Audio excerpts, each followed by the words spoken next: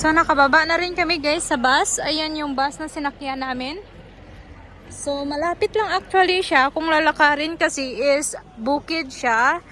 Hihingalin ka talaga. So, ngayon, andito na kami sa viewpoint talaga. Sunny siya guys. Sunny. Sobrang init. Actually, wala pa akong kain guys. Ano kaya makain? Ano kaya makain dito?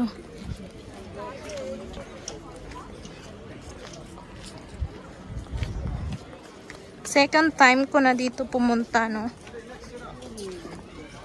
Taas. Ang pinupuntahan lang naman dito is, view. Yung pinupuntahan lang naman nila dito is yung view. Ayan.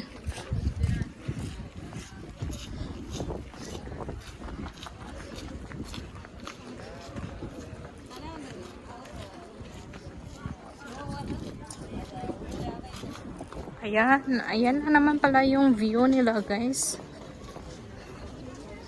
Dito tayo. So ito lang naman yung pinupuntahan nila na view. Oh, madami. Actually under constructions pa pala siya. Ayun oh.